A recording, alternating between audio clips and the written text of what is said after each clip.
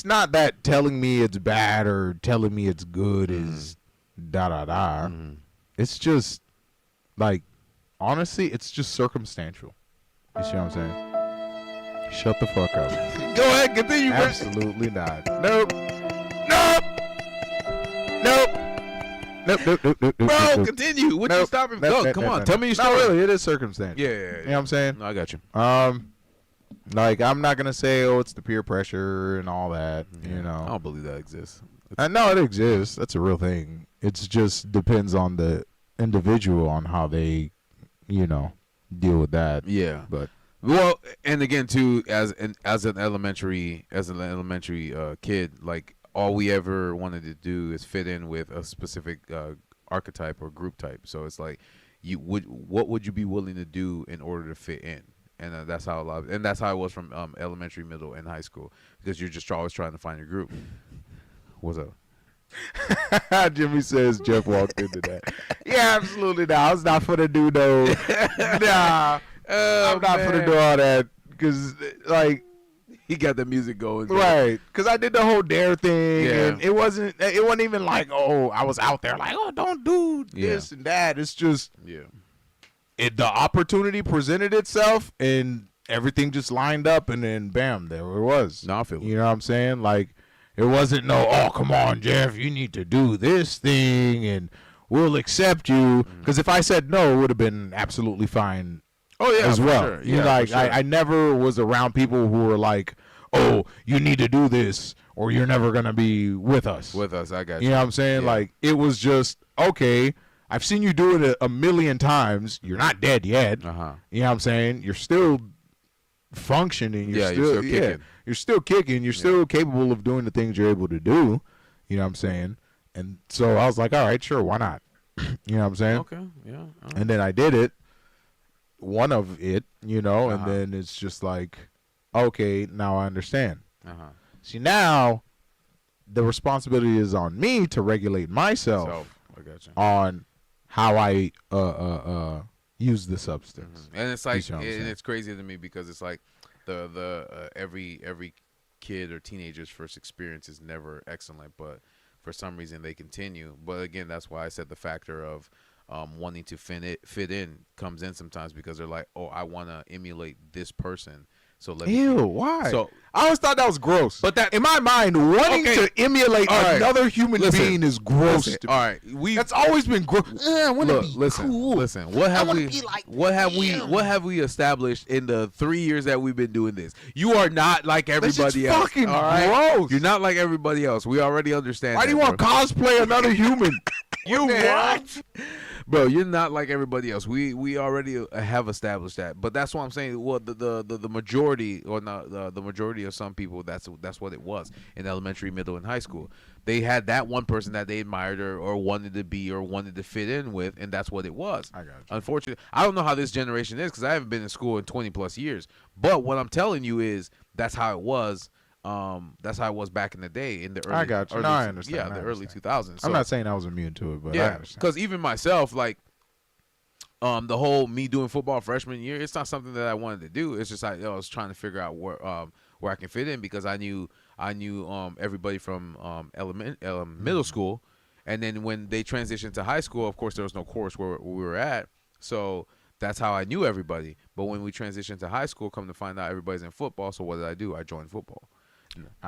Just so I can fit in. I always hated everyone, so I just tried to do whatever I felt like doing. Oh man, yeah. And I was joining football, lacrosse, band, science. But yeah, because it was all the science to you, so you want to try it. Yeah, you want to try it. But, that's interesting. But that's what I'm saying. I didn't really have an identity when I was in high school. So me knowing who I was in middle school, high school was a completely different experience. You get what I'm saying? So, but still, I did something that I wasn't very interested in, joined it, did it, died almost because I was severely obese. So, yeah, wasn't interested in it. And then after freshman year, ended up not redoing it for sophomore year. So sophomore year, I chose not to do it. But Still try to hang out with the crew. I still did the whole. I was the support on the football team sophomore year, but I gave the towels and water bottles, but I wasn't part of it. But yeah, man, it was like that. It wasn't something that I was very interested in because you know me, I'm not really into sports. I'll sit down and watch it, but it's not something I can dissect like you can or Michael or anybody else can. But you just gotta want to. Yeah, well, yeah, you're right. Everything is all about caring. I agree. It's just a level of if you're caring. Yeah, right. Yeah, for sure. To be proficient in anything, it's not a level of how much do I know. It's how much do I care. Yeah, for sure. And I agree with that. And I just really don't care much for sports. So it's like every time a customer passes by me and they're like, "Oh yeah, did you see the game last night?" I'm like, "No, I didn't. I don't watch sports. I don't entertain them and be like, "Yo, no, who played last night?" And then when they start being like, "Oh yeah, when Tim whatever did the thing in the store," and I'll be like, I don't know what you're talking about. So like I've actually so had I'm not, people. It's like, bro, if you don't know, you don't know. Yeah, if I don't know, So, but I always reference you. I'm like, I always say, "Oh, my brother's more of the sports guy, not me." Hey, you get what I'm saying? If you don't know, you don't yeah. know. So, and I always tell them, I don't know, but people automatically assume because you're black, you watch sports. You what? Hey, I mean, it's a stereotype. It's a stereotype. Yeah, so it's like it just comes with it. Even with the white guys, like I was helping this dude look for like taco shells after he got his taco shells. He's like, "Hey, yeah, man, did you catch the Ohio game last night?" And I'm like, "Nah, man, I didn't. I was working." And then I left it at that, bro. And then we left, bro. I'm just saying, bro. I feel it. I feel it. So, but it was stuff like that. I was just trying to figure out who I am. And then after I left after 10th grade and then came to Lehigh, that's when it was different. That's when I had to start all over because now I had to literally figure out who I am because I can't keep following everybody around. It was more of a figure out who I wanted to be. So I just found multiple groups.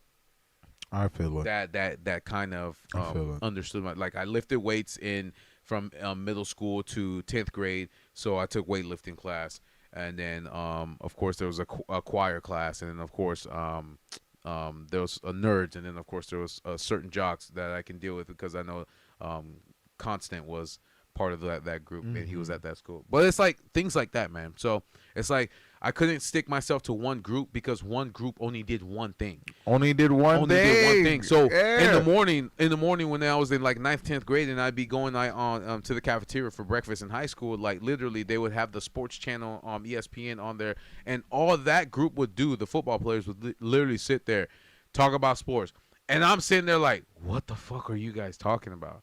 Right. And then, but they'd look at the thing, or did you see this play? Did you see that play? And that just wasn't me. You get what I'm saying? So sometimes I'd get up and walk away, but that's just how it was. I never had a specific niche for somebody. You see, I'll listen to what you're saying so I can understand it a little bit, but I can't just be like, that's it. That's me. So it's like when Jimmy was talking about his idea, and then he's like, this person has this idea, this person has this idea, this person has this idea. So it's awesome that you can like encompass all that together, and it's not just one thing.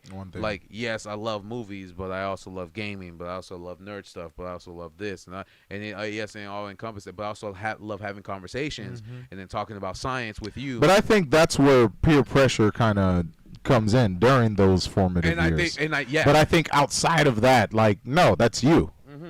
That's all you. And I think there is no peer pressure outside of there's no outside peer pressure. It's all right, like you. Right. That's all. Because you feel like you have to you feel like you have to be a certain way with certain people and have a certain standard with certain people, but it's like you can just be yourself, but nobody teaches you that. That's something that you learn. So it's like an invisible peer pressure that you're subconsciously doing without realizing it until you're like, man, I'm not interested in this. I don't like this. I like this better. So why am I doing it? And then you realize it's because I'm trying to impress that person. Facts. Or I'm trying to impress that group, or I'm trying to impress that woman, or I'm trying to impress that friend, or whatever. You get what I'm saying? So it's like I had to discover that by myself. And it's like even though people gave me flag for when I was in high school, even though people gave me flag for what my interests were, I didn't care. Because when you started looking at it, like perfect example, when they started the Avengers in 2008, I was in 11th grade, and then I was in 11th grade, and there was literally a football player in there that because when we were done with our work, they would basically let us go on the computer, and that's when YouTube. Used to go to movieweb.com, check out the trailers, all that stuff like that. I remember that. And they released the Incredible Hulk trailer with Edward Norton. Yeah. And then there's a young man named Kendall that was in the class that he played football. And then as soon as I was playing the trailer, he's like, "Oh shit, what is that?" And I showed it to him.